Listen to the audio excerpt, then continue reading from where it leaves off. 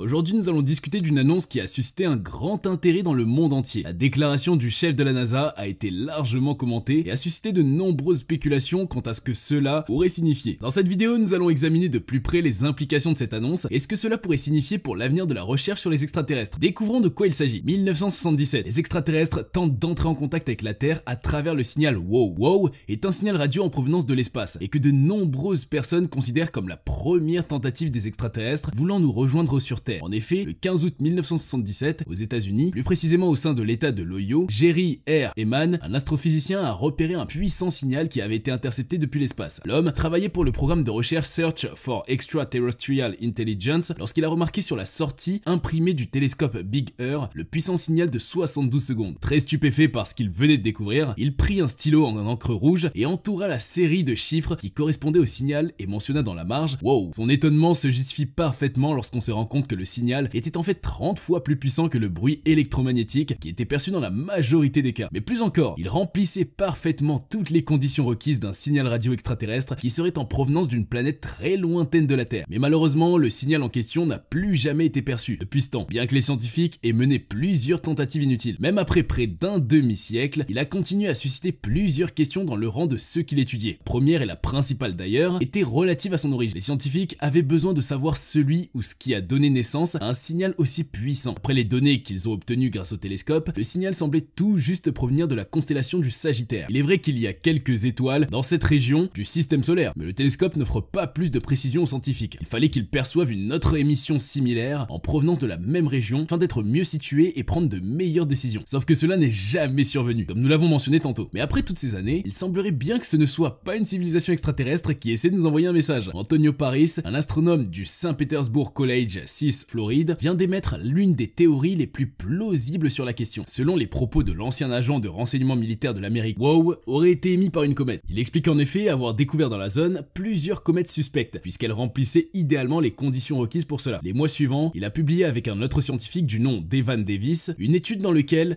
il donnait un peu plus de détails sur la recherche. Il était en fait question de nuages d'hydrogène qui étaient issus de comètes 266P Christiansen et P 2008Y2. Antonio et son collègue émettaient en effet l'hypothèse selon laquelle le WOW serait issu de l'activité de ces nuages. Leur hypothèse semblait juste, sauf qu'ils ne sont pas parvenus à convaincre tous leurs collègues scientifiques, puisque certains d'entre eux doutaient réellement du fait que de simples nuages puissent produire un signal si puissant. Pour que cette hypothèse puisse être acceptée à plus de facilité, il est nécessaire que les deux astronomes puissent effectuer de nouvelles observations. Pour l'instant, il subsiste toujours une part d'ufologues qui pensent que WOW était un signal de détresse envoyé dans l'espace par une civilisation extraterrestre. 1996, des traces de vie d'une civilisation extraterrestre découverte sur une météorite. Alors qu'on était en 1996, une météorite du nom de ALH 84001 a frappé notre planète, sauf qu'elle n'avait pas pour autant éveillé la curiosité des scientifiques à l'époque. Ce n'est que 12 ans après, lors de la découverte d'une potentielle forme de vie extraterrestre, que les scientifiques ont décidé de se pencher à nouveau sur son cas. Venait en effet de découvrir sur Vénus la phosphine, un gaz qui exprime la présence d'une potentielle forme de vie sur la planète. Mais même si ALH 84001 provenait de Mars, la découverte sur Vénus leur a fait repenser à elle. Une équipe de chercheurs composée de plusieurs membres de la NASA a procédé alors à une recherche en s'appuyant sur une technique microscopique électronique. À leur grande stupéfaction, les résultats ont révélé que l'astre qui a échoué sur notre planète possédait certaines structures qui devaient apparemment être biologiques. Ils envisageaient l'hypothèse selon laquelle il s'agirait de fossiles de micro-organismes. L'étude apportait même un peu plus de précision en affirmant qu'il pourrait s'agir de fossiles d'un ancien biote martien. Les structures qui ont été observées révélaient que les caractéristiques de la météorite pourraient être les preuves d'une forme de vie primitive sur la planète rouge. En 1999, la NASA s'appuie sur cette conclusion et réaffirmait dans un autre document que les preuves en question seraient bel et bien de possibles preuves de l'existence d'une vie précoce sur la planète. De grands débats ont très vite vu le jour au sein de la communauté scientifique. Des analyses secondaires ont donc été effectuées. Les scientifiques arrivent à la conclusion qu'il s'agirait d'une simple contamination occasionnée par les matériaux biologiques de notre planète. Plus tard, 2009, les auteurs qui avaient réalisé la première étude ont répondu face à cette hypothèse en affirmant et réaffirmant plutôt qu'à leur avis, la seule hypothèse possible serait biologique. Au final, ils ont découvert qu'il ne s'agissait pas de fossiles de bactéries, mais plutôt de biomorphes. Il s'agit d'un assemblage minéral qui ressemble aux micro-organismes, mais dont l'origine est géochimique et non biologique. Jusqu'à ce jour, ALH 84001 est l'unique exemple dont les scientifiques disposent en matière de microbiologie à propos du classement des échantillons en provenance de l'espace. Le mystère qui entoure l'objet jusqu'à aujourd'hui et les débats qu'il a suscités ont révélé que la science est un long processus et que les travaux permettent une exploration de la véritable portée des découvertes. Avec cette étude, les scientifiques ont pris conscience du fait qu'ils ont besoin de réaliser d'amples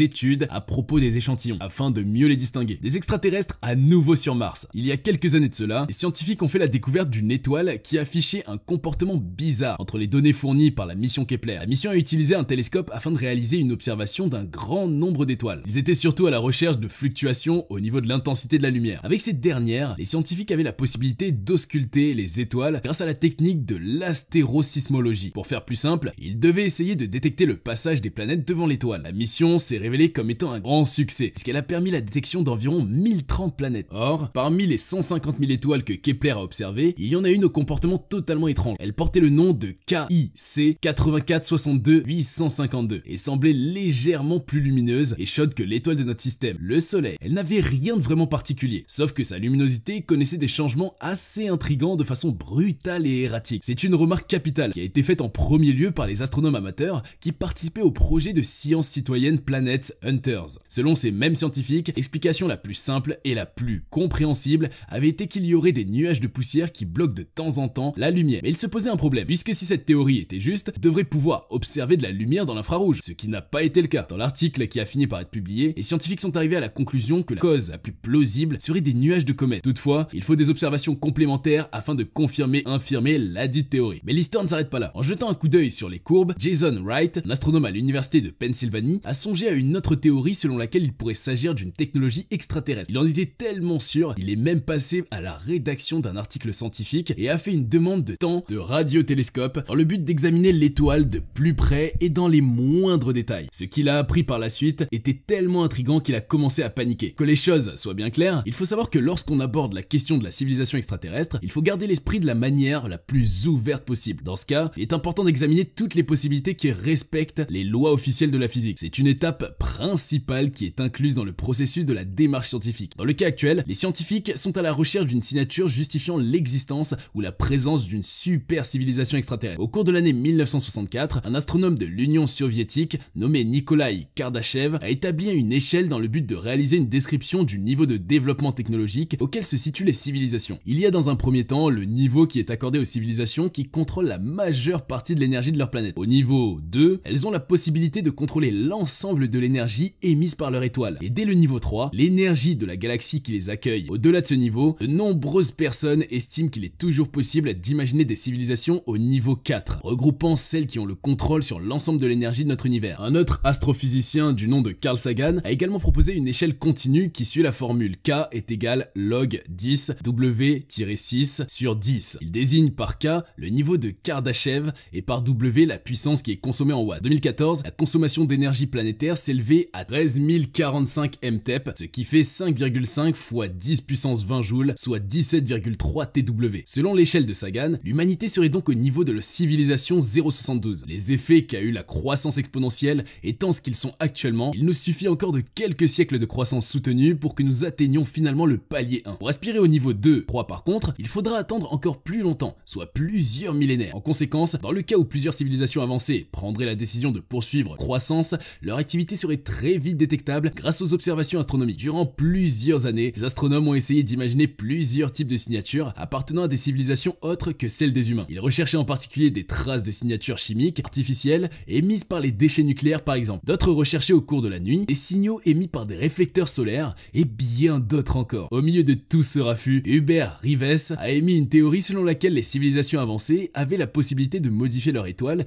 et augmenter ainsi leur espérance de vie. Il a également mis l'accent sur le fait qu'il est possible qu'on se concentre un peu plus sur la signature des moteurs des vaisseaux spatiaux et pourquoi pas aussi la trace de sondes interstellaires au sein du système solaire. Dans notre cas, il aurait été possible d'observer la signature laissée par une sphère de Dyson partielle. Le terme est apparu en 1960 avec le physicien Freeman Dyson qui avait une description selon laquelle il s'agirait d'une sphère qui entoure une étoile en vue de collecter l'énergie qu'elle émet. Une sphère rigide n'est pas une idée trop réaliste, mais plutôt une multitude de plusieurs petits collecteurs solaires aurait l'effet escompté. Les extraterrestres imaginatifs qui ont de nombreuses ressources peuvent utiliser une sphère de Dyson partielle dans le but d'attirer l'attention sur eux. Les scientifiques étant connus pour leur curiosité débordante et sans limite, plusieurs d'entre eux se sont lancés depuis fort longtemps dans la recherche de sphères semblables. Sauf que tous leurs efforts se sont tous soldés par des échecs. Il y avait même à l'époque plusieurs recherches qui avaient pour but principal la détection de civilisations se trouvant déjà au stade 3. Ils partaient de l'hypothèse selon laquelle une civilisation civilisation galactique auraient des sphères du genre en quantité très importante. Cela augmenterait selon eux l'émission des infrarouges aux dépens des émissions qui sont visibles à l'œil nu. Mais même avec cela, ils n'ont pas eu de réelle détection concluante. Oumuamua, un signe de vie extraterrestre découverte en 2017. En 2017, un bolide assez étrange est passé dans notre système solaire et a plongé tous les astronomes du monde entier dans un profond émoi, au point où de nombreuses personnes avaient émis l'hypothèse qu'il s'agissait d'un véhicule extraterrestre. Mais la thèse a très vite été controversée par plusieurs autres scientifiques qui estimaient qu'il n'y avait pas assez de preuves justificatives. Toutefois, elle continue toujours d'être défendue par un scientifique du nom d'Avi Loeb. Dans l'un de ses récents essais, il affirmait même que dans le cas où il aurait raison, il s'agit là de l'une des découvertes les plus énormes faites par l'humanité. L'homme est le directeur du département d'astronomie de l'université de Harvard, ce qui signifie qu'il se fonde quand même sur un bagage intellectuel assez conséquent avant d'affirmer de tels propos. Dans un document qu'il a intitulé Le premier signe d'une vie extraterrestre, le scientifique spécialisé dans l'étude des trous noirs est revenu sur sa détection d'Oumuamua. Pour ceux qui l'ignorent, il s'agit en fait d'un objet qui a la forme de cigare et qui a traversé le système solaire au cours de l'année 2017. Son repérage a été possible grâce au télescope Pan-STARRS 1 basé à Hawaï. Les scientifiques qui ont fait sa découverte ont ensuite choisi de lui donner le nom d'Oumuamua qui signifie dans langue hawaïenne messager. Il faisait environ 400 mètres en termes de longueur et 40 comme largeur. En considérant la grande vitesse à laquelle il se mouvait, les scientifiques sont parvenus à la conclusion qu'il provenait à coup sûr d'une étoile très distante de notre planète. C'était d'ailleurs le tout premier objet qui a été détecté et qui provenait d'un système stellaire autre que le nôtre. Au départ, il avait pris le nom d'astéroïde, sauf que très vite, l'une des équipes de l'agence spatiale européenne a estimé qu'il s'agissait à coup sûr d'une comète qui a été éjectée dans un autre système stellaire totalement différent. Mais cette hypothèse laissa toujours Avi Loeb sur sa faim. Selon lui, il ne permettait pas de donner une juste explication de l'accélération très excessive qu'a enregistré l'objet. De même, la traînée de gaz lorsqu'elle passait tout près de notre soleil. Même la forme insolite de l'objet ne pouvait pas être expliquée par la nature de comète. Avec un autre scientifique d'Harvard, il a signé un article qui avance dans la théorie selon laquelle Oumuamua ne pouvait pas être autre chose qu'une sonde propulsée grâce à une civilisation extraterrestre. La publication a eu un effet de boom et a été vraiment critiquée par de nombreuses personnes. À l'heure actuelle, Avi Loeb écrit que le débat se poursuit toujours puisqu'il n'y a pas de preuves suffisantes, quoi qu'on dise. Oumuamua continue d'être un mystère qu'on ne pourra peut-être jamais expliquer en intégralité. Sur près de 272 pages, le physicien a fait une exposition sur plusieurs hypothèses sur les origines de ce premier visiteur interstellaire. Au regard de toutes ces observations, plusieurs autres dont vous avez certainement entendu parler, pensez-vous que le chef de la NASA a des raisons de craindre l'arrivée des extraterrestres? Mais s'ils existent, comme beaucoup le prétendent, pourquoi ne se montrent-ils toujours pas? Donnez-nous vos propositions de réponse en commentaire. Vivre seul dans l'univers est un fait assez difficile pour les scientifiques en général,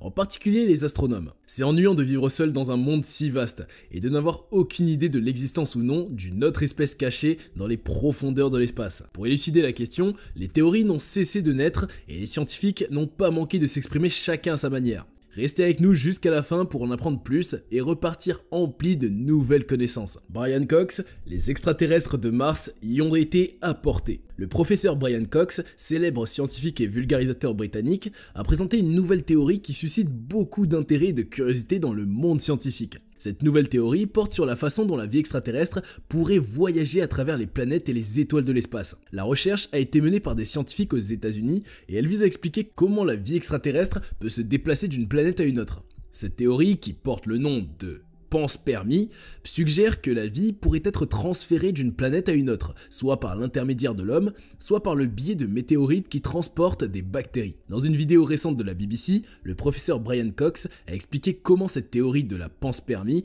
pourrait aider à expliquer la présence de signes de vie sur les planètes de l'univers. Elle est très importante, car elle pourrait répondre à une question qui a préoccupé les scientifiques depuis des décennies. Y a-t-il une vie extraterrestre dans l'univers ? Jusqu'à présent, il n'y a pas de preuve concrète de l'existence d'extraterrestres sous la forme de monstres à 7 tentacules ou d'aliens changeant de forme. Mais cela ne veut pas dire que la vie extraterrestre n'existe pas sous un autre aspect.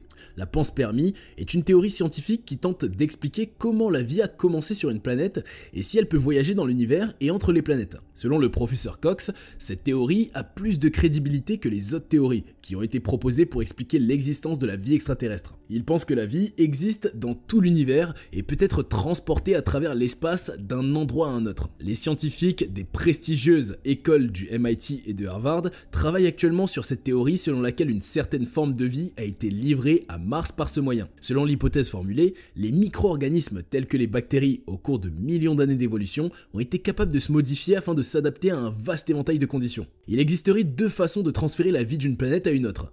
La première consiste en une expérience humaine, où l'on envoie des organismes vivants sur une autre planète pour voir s'ils peuvent y survivre et s'y reproduire. La deuxième méthode est plus naturelle et survient lorsque des météorites s'écrasent sur une planète, transportant avec elles des bactéries et d'autres formes de vie. À cet effet, il est intéressant de noter que quelques 313 météorites martiennes ont été retrouvées sur Terre, ce qui suggère que la vie pourrait être transférée d'une planète à l'autre de cette manière. La vie est incroyablement adaptable et les bactéries en particulier ont été capables de s'adapter à une grande variété de conditions. En fait, la plupart de nos connaissances sur la vie extraterrestre proviennent de fictions littéraires et cinématographiques. Cependant, l'exploration spatiale nous a permis de découvrir de plus en plus d'exoplanètes potentiellement habitables. La NASA a déclaré que plus nous trouvons d'exoplanètes, plus nous en apprenons sur les différents environnements qui pourraient potentiellement héberger la vie. Mais même avec cette découverte, la NASA ne peut pas affirmer avec certitude que les extraterrestres existent ou non. Le célèbre astronome Carl Sagan a souligné que l'univers est immense et que si nous sommes les seuls êtres vivants, cela représente un gaspillage incroyable d'espace. Cette réflexion a stimulé le débat sur l'existence de la vie extraterrestre. L'un des éléments les plus intrigants à ce propos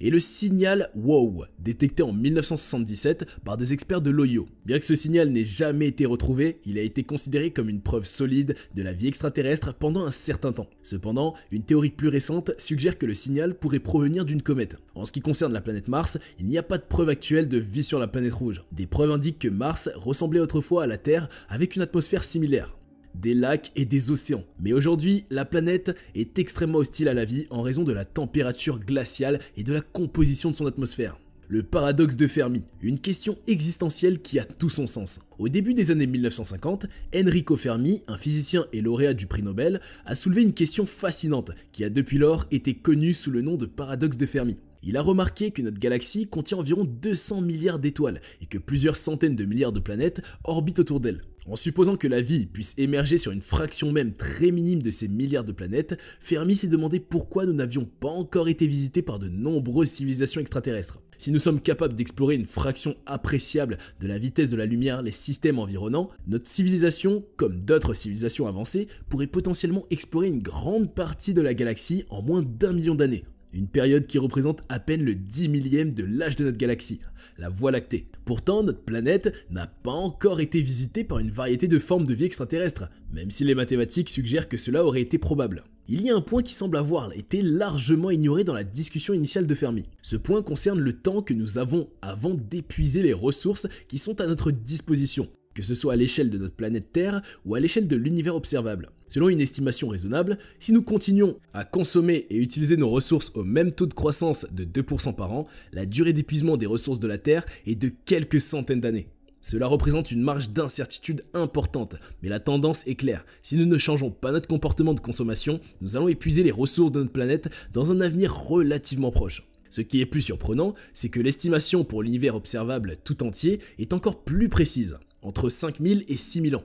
Cela signifie que si notre civilisation continue de croître et de se développer au même rythme, nous aurions épuisé toutes les ressources à notre disposition dans un temps relativement court. Ce qui est étonnamment paradoxal, étant donné l'immensité de l'univers observable. Pour épuiser toutes les ressources de l'univers observable dans un rayon de 10 milliards d'années-lumière, il faudrait en théorie plusieurs milliards d'années, à moins que de nombreuses civilisations expansionnistes soient à l'œuvre simultanément, ce qui est peu probable. En d'autres termes, une croissance de 2% par an, poursuivie pendant quelques millénaires, aura des conséquences dévastatrices pour notre planète et pour l'univers observable tout entier. Ce paradoxe apparent suggère que la durée de vie des civilisations technologiques avancées doit être limitée, soit par des facteurs internes, tels que l'épuisement des ressources ou les conflits internes, soit par des facteurs externes, tels que les catastrophes naturelles ou les invasions extraterrestres. Dans tous les cas, cela implique que les civilisations technologiques avancées sont rares et éphémères dans l'histoire de la galaxie. Si l'on examine l'histoire de l'humanité, il est difficile de ne pas remarquer la violence et l'instabilité qui ont marqué notre parcours. Nous avons été témoins de guerres, de conflits et de destructions massives, souvent causées par notre propre avidité et notre désir d'exploiter les ressources naturelles sans considération pour les conséquences à long terme. De plus, le taux d'extinction des espèces animales et végétales est actuellement alarmant, ce qui témoigne de notre impact négatif sur l'environnement. Le paradoxe de Fermi est donc peut-être résolu par cette idée que la vie elle-même est un accélérateur d'instabilité. Si les civilisations extraterrestres ont connu les mêmes défis que nous, il est possible qu'elles aient également succombé à l'instabilité et à l'autodestruction. Tout n'est pas perdu pour l'humanité. Nous n'avons pas encore épuisé toutes les ressources naturelles de la Terre et nous avons encore la possibilité de réagir en développant des stratégies pour faire face aux défis à venir. En particulier, les pays développés qui disposent de structures de recherche éprouvées ont un rôle clé à jouer dans le développement de nouvelles technologies qui pourraient aider à résoudre les problèmes actuels et futurs. Il est donc crucial que nous mettions en place des priorités pour le développement des activités de recherche et développement, car c'est seulement par cette voie que nous pourrons faire face aux défis à venir. Nous devons être créatifs et audacieux dans notre approche, afin de développer des technologies plus respectueuses de l'environnement et des lois naturelles qui régissent notre univers. Le défi qui se pose à nous est immense, mais il est encore possible de le relever. Nous devons travailler ensemble pour trouver des solutions à long terme qui nous permettront de continuer à avancer technologiquement tout en préservant notre planète et notre civilisation. Si nous réussissons, nous pourrons peut-être un jour explorer d'autres systèmes planétaires et démentir finalement le paradoxe de Fermi. La théorie de la forêt sombre, une solution plutôt effrayante au paradoxe de Fermi. La question de savoir si nous sommes seuls dans l'univers ou non continue d'être un sujet de débat pour les scientifiques et les amateurs de science-fiction. L'auteur chinois Cixin Liu a abordé cette question de manière élégante dans son livre The Dark Forest, qui est la deuxième partie de la trilogie Remembrance of Earth's Past. Le célèbre auteur de science-fiction Arthur C. Clarke a également exploré les réactions possibles de l'humanité à la présence ou à l'absence d'êtres extraterrestres dans l'univers. Selon lui, il n'y a que deux possibilités. Soit nous sommes seuls dans l'univers, soit nous ne le sommes pas. Et les deux options sont tout aussi terrifiantes. Si nous étions seuls dans l'univers, cela pourrait être intimidant, car cela signifierait que notre civilisation est la seule forme de vie existante dans l'univers. Bien que cela nous donnerait la liberté d'explorer notre système solaire et de coloniser d'autres planètes, cela pourrait également indiquer que l'univers est inhospitalier à la vie et que toutes les civilisations qui ont existé à un moment et essayé de survivre ont finalement échoué. Cela pourrait signifier que notre survie est également en danger. D'un autre côté, si nous découvrions l'existence d'autres civilisations extraterrestres, cela pourrait apaiser nos craintes et indiquer que l'univers est un endroit favorable à la vie et à la survie des civilisations. Cependant, cela ne signifierait pas nécessairement que nous sommes à l'abri de toute hostilité ou de toute menace venant de ces civilisations. Pourrions être confrontés à des raids et des assauts de civilisations hostiles, tout comme les premiers explorateurs de la Terre. Cependant, au fil du temps, les nations de la Terre ont appris à coopérer et à travailler ensemble pour résoudre leurs différends. Des organismes internationaux comme les Nations Unies ont été créés pour accroître la compréhension et la coopération entre les nations et résoudre les conflits de manière pacifique. Si nous appliquons cette expérience à l'exploration de l'univers, il est possible qu'un jour, nous puissions avoir une fédération intergalactique qui agit comme l'ONU et qui favorise la paix et la coopération à travers tout l'univers. Mais malheureusement, selon la théorie de la forêt sombre, une telle fédération est peu probable. Cette théorie suppose que les civilisations avancées dans l'univers sont en conflit les unes avec les autres et qu'elles cherchent à détruire toute forme de vie émergente pour protéger leur propre existence. En conséquence, toute communication ou interaction avec des civilisations extraterrestres peut être dangereuse et même mortelle. Dans son livre La forêt noire, Cixin Liu présente la théorie de la sociologie cosmique pour expliquer les relations entre les civilisations cosmiques. Cette théorie repose sur deux axiomes fondamentaux. La survie est la nécessité primordiale de toute civilisation et la civilisation se développe en utilisant des ressources limitées dans un univers où la matière est constante. Le premier axiome est basé sur le principe de la survie du plus apte. Les civilisations feront tout ce qui est en leur pouvoir pour survivre, car la survie est leur motivation principale. Le deuxième axiome stipule que les civilisations cosmiques devront se battre pour les ressources limitées disponibles dans l'univers. Bien que ces axiomes puissent également s'appliquer aux civilisations et aux nations terrestres, deux hypothèses distinctes ont été formulées pour expliquer la situation unique de l'humanité sur Terre. La première hypothèse est celle des chaînes de suspicion. Toutes les civilisations extraterrestres peuvent être divisées en deux catégories, les bienveillantes et les malveillantes. Les civilisations malveillantes sont belliqueuses et attaqueront d'autres civilisations sans raison. Tandis que les civilisations bienveillantes ne sont pas des agresseurs et n'attaqueront pas d'autres civilisations sans raison. Cependant, si une civilisation bienveillante rencontre une autre civilisation nouvelle, elle pourrait être confrontée à un dilemme. Attaquer la civilisation nouvellement rencontrée pour se protéger, ou attendre et voir si la civilisation nouvellement rencontrée est bienveillante ou malveillante. Le problème avec cette situation est que si la civilisation nouvellement rencontrée est elle-même bienveillante, elle pourrait être enclenchée dans une chaîne de suspicion sans fin. Cela peut se produire, car en tant que civilisation bienveillante, il est important de protéger sa propre existence. Si la civilisation nouvellement rencontrée pense que la civilisation bienveillante est malveillante, elle pourrait attaquer la civilisation bienveillante, ce qui obligerait la civilisation bienveillante à se défendre, entraînant une spirale de suspicion et de violence. Sur Terre, ce problème est atténué par la vitesse relative de la communication et les similitudes culturelles et biologiques entre les nations. Les malentendus peuvent être rapidement résolus en envoyant une réponse rapide et la communication est devenue encore plus rapide avec l'avènement d'Internet. De plus, en tant qu'espèce commune, nous partageons des similitudes culturelles et biologiques, qui nous permettent de nous comprendre. Face à des extraterrestres, on n'aura pas forcément une telle facilité de dialogue. Pour la deuxième théorie, imaginons que vous découvrez une civilisation malveillante, qui doit être détruite, mais qui est technologiquement inférieure à la vôtre. Vous pourriez être tenté de les anéantir avec vos armes plus avancées, mais leur monde est trop éloigné pour être atteint en moins de 150 ans. Bien que vous ayez la technologie d'hibernation pour survivre pendant le voyage, il est possible que ces extraterrestres développent une technologie encore plus avancée, comme des canons laser avant votre arrivée. Cela peut sembler improbable, mais nous vivons dans une époque de progrès technologiques rapides, comme en témoigne l'évolution des calculatrices aux smartphones en seulement 2 siècles. Ainsi, selon ces deux hypothèses, vous ne pouvez pas les laisser vivre à cause de la chaîne de suspicion. Mais vous ne pouvez pas non plus les attaquer ouvertement de peur de les voir devenir encore plus puissants technologiquement. C'est ce qu'on appelle la théorie de la forêt sombre. Dans l'univers, chaque civilisation est comme un chasseur silencieux et armé qui élimine quiconque croise son chemin sans révéler sa position, comme s'il se cachait dans une forêt sombre. Le paradoxe de Fermi, qui fait référence à la dissonance entre la forte probabilité de l'existence d'extraterrestres et l'absence de preuves concrètes de leur existence, peut être expliqué par cette théorie inquiétante. Selon elle, chaque civilisation attend silencieusement dans son propre système planétaire ou voyage discrètement en éliminant toute personne qu'elle rencontre, sans divulguer sa présence. Cette hypothèse peut sembler terrifiante lorsqu'on considère le silence étrange qui imprègne l'univers. Merci d'avoir regardé cette vidéo, et nous espérons que vous avez apprécié la discussion sur le paradoxe de Fermi et la théorie de la forêt sombre. Si vous avez aimé la vidéo, n'hésitez pas à laisser un like, à vous abonner à la chaîne et à activer la cloche de notification pour ne pas manquer nos prochaines vidéos.